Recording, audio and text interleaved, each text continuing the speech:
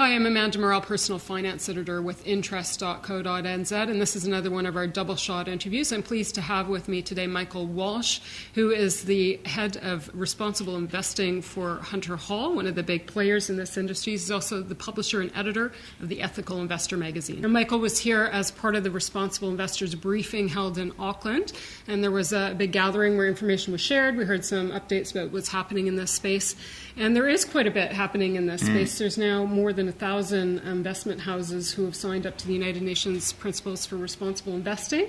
There's something like close to 30 million US funds under management now that constitutes what could be responsible investing. You've been quite active in this space for some time and have some funds that are historically showing that it's possible to make money and try to manage your investments responsibly too. So tell me a little bit about your framework, because there's so many different definitions for what constitutes a responsible or an ethical fund. What are some of the filters that you use? Yeah, thanks, Amanda. It might be best to look at it historically. We've been in business since 1994, and our founder, Peter Hall, decided when he wanted to manage equities that he would do it ethically. And the concept of ethical investing was around, and that's basically a concept around excluding investing in companies that you and your customers might not feel comfortable having in your investment portfolio. Right, so we're talking tobacco and weapons, the standard correct. Sort of... Gambling. Yeah. But you can get more granular with your definition, and Sure. you've certainly done that among some of your funds. Tell me how close you can draw down. Yeah, well, so our policy says we won't have a company that has a direct and material interest in specified areas, which includes those and also some environmental screens as well as some animal testing and animal protection screens. So that's basically it. So part of my role is to test each stock idea that comes into our portfolio for possible exposure to those areas. And if it does have a direct significant business that's exposed to those areas, it gets excluded from investment. And one example we might be able to provide is the one, I believe it's your Deep Green Fund, where based on the Japanese whaling principles, there's no investments or exposure to Japan at all. Is that correct? So most of our funds have the normal screen. So our flagship fund, the Value Growth Trust, which has been going since 1994, has the basic negative screen. Then about 4 to 5 years ago, we introduced a so-called Deep Green Fund, which had additional screens. And it, in addition, has the anti-whaling screen, so it excludes investment in countries that support commercial whaling, which is a very, very strong screen, not necessarily to everybody's taste. And it also has positive screens, so it doesn't invest in responsible mining companies, for example. It will only invest in industries that are seen to be good for the environment and society, such as education, healthcare, positive environmental companies, technology companies, etc. One of the interesting things that came out yesterday was that over the long term that a lot of these ethical funds are actually outperforming sort of the average fund out there. Tell me a bit about some of the, because you worked with that, the methodology used and what those long-term reports are looking like. Yeah, I think it to claim that ethics always increases returns is a long bow. So I certainly wouldn't make that claim. What I would say is I don't think our ethical screens get in the road of finding a good stock investment. We're not a benchmark investor. We go all around the world. We invest in 80 to 100 companies across our business. There are thousands and thousands of ideas in qualifying industries that we can explore.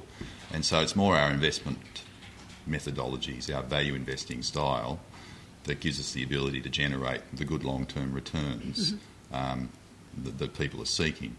Along the way, you can have some volatility. Along the way, you can have periods when your portfolios underperform. We actually happen to be in one of those at the moment. But if you look at the numbers in these types of equity portfolios, if they're well managed over periods of 5, 7, 10 years or more, you should be able to beat the bank over most of those periods and get compensation for that risk. So that's what it's about. So when somebody goes into one of these funds, I mean, you always do hear about people being encouraged to go for the long course, and there's too much focus on short term, which has led to some of the problems that we have today with, social human rights interaction and problems and violations and environmental problems and whatnot. So for whom does this type of fund appeal most to? Are these people that are trying to take a stand against what we've seen happen recently? Most of our investors are there for the return. Yep. We like them to be patient, long-term investors with a time frame of at least 5 years. Yep.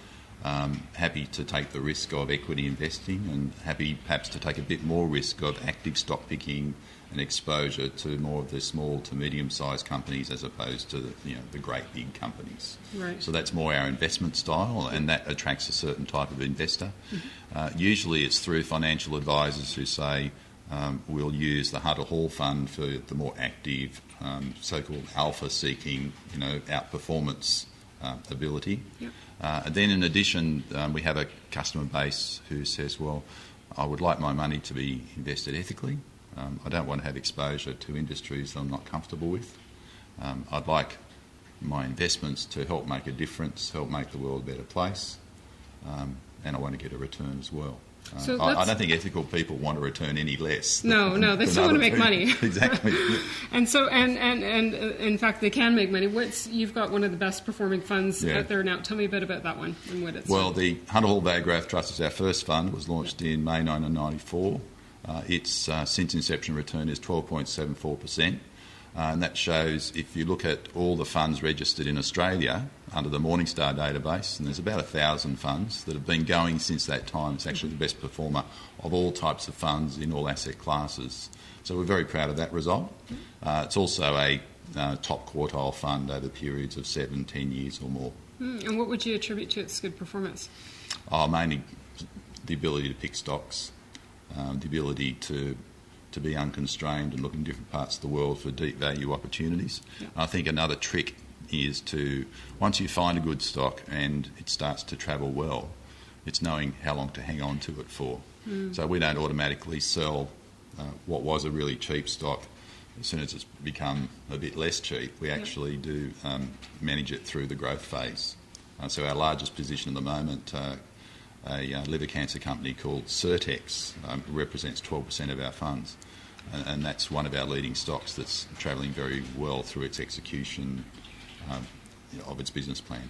So with you raised healthcare is going to be a huge issue in the next coming decades, and also climate change. So with those two issues bearing down on us, are you specifically looking at stocks that will address or somehow kind of seize those opportunities in that space? We have about 20% of our funds exposed to the healthcare sector, which is twice the benchmark or twice the market average. The reason for that is that the healthcare sector is very interesting. It's the demographic changes we're going through, where people are living much longer lives. I mean, the last 50 years, the 65-year-old's life expectancy has increased by 10 years. And the reason people are staying alive longer is because of these life-saving treatments. And we see that having a lot further to go. The sorts of companies we like are companies that are smaller, that have good technology that's proven, that are starting to commercialise that technology and also plan further treatments as part of a pipeline, rather than the big pharmaceutical companies which have other issues. So we're marrying that sort of ethical issue, healthcare is good, with very good macro outlook. We think there's a great outlook for healthcare through longevity, with our investment philosophy of saying let's identify the good smaller company picks that have the potential to be leaders in the healthcare sector in the future. So that's part of the strategy of the fund. Okay.